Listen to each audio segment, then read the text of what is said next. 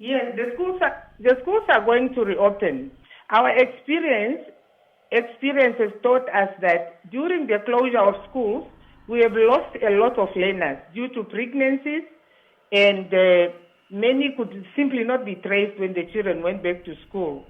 And what we are saying is, with the resilience plan that we have developed, we are going to ensure that we continue implementing the adherence to the COVID-19 health protocols, although not with ease.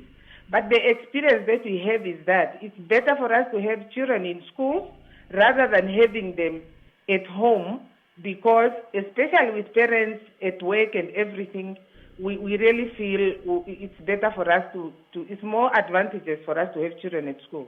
But does it not concern you, ma'am, or worry you? Because I'm sure there's a lot of parents that perhaps are concerned that the numbers are increasing.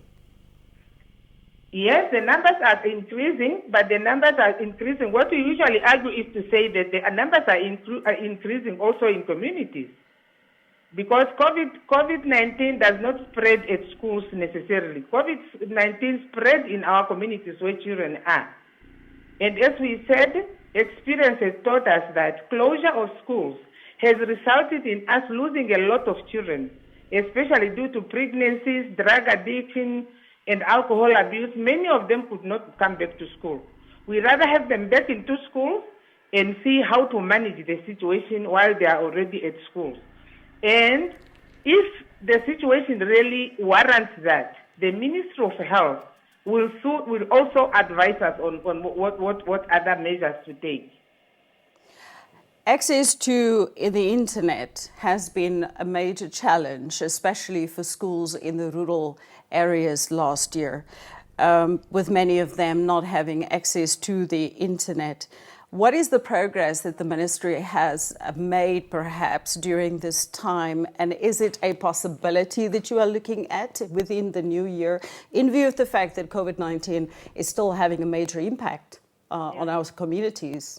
Yeah, the accessibility to e-learning is one lesson that we have learned through the COVID pandemic duration, and we have started with processes of developing an online learning material repository through our open learning institution NAMCO, and also many other open learning platforms which are busy developing.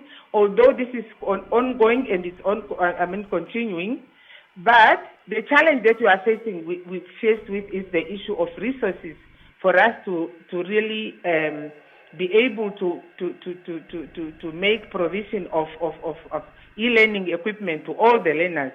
That's why we really believe that keeping them school is better than letting them out, unless we really can't do anything else. But otherwise, we are working on our e-learning systems.